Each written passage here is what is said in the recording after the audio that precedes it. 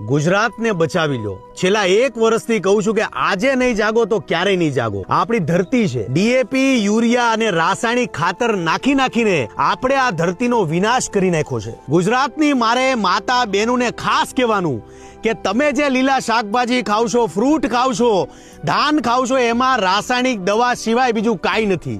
અત્યારે હાલત આપણી એ છે કે ગુજરાતમાં કેન્સરના રોગો ઘરે ઘરે પ્રસરી રહ્યા છે। અને યાદ રાખજો, જે લોકો અતિશય દવા છાંટી રહ્યા છે એ પાપના ભાગીદાર બની રહ્યા છે। સૃષ્ટિ પર સંકટ આવ્યું છે ત્યારે ગાય જ આપને ઉગાર્યા છે, એટલે ગાય આધારિત ખેતી કરો। 200 લીટરના 2 કેરબામાં આજે હું બનાવું છું ઓર્ગેનિક ખાતર। અને ઓર્ગેનિક ખાતર બનાવવા માટે આ 12 વસ્તુ આપણા માટે વરદાન છે। ગૌમૂત્ર છે, છાણ છે, લીમડો, આંકડા અને સીતાફળના પાન, હળદર, હિંગ, ચણાનો લોટ, બકરીની લીંડી, ગોળ, છાશ છે અને વડલાની નીચેની માટી છે।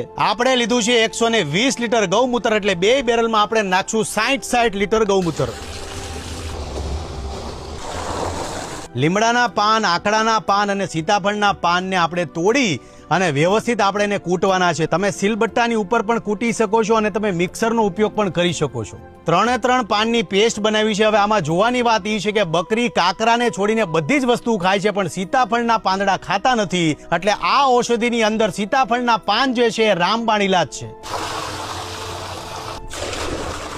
બકરી બધી જ વનસ્પતિ ખાય છે, એટલે બકરીની લીંડીમાં બધા જ પોષક તત્વો રહી છે। એટલે 2 બેરલમાં આપણે અડધી બકરીની લીંડી નાખશું।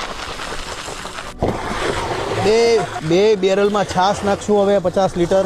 વડલાની ધૂળમાં પોઝિટિવ બેક્ટેરિયા રહ્યા હોય છે, જે જમીન માટે સારા હોય છે, એટલે વડલાની ધૂળ મસ્ત છે। 40 કિલો ગોળ નાખશું આપણે। 5 કિલો ચણાનો લોટ નાખશું આપણે। 2 કિલો હળદર, 500 ગ્રામ હિંગ। ગાય માતાએ આપણને શું નથી આપ્યું? મેં ગૌમૂત્ર તો નાખી દીધું છે। હવે 90 કિલો છાણને આપણે 2 બેરલમાં નાખશું। હવે મેં મારા ખેતરમાં 600 ઝાડ પ્રમાણે અંદાજો બાંધ્યો છે, તમે તમારા ખેતરમાં તમારા પ્રમાણે અંદાજો બાંધજો।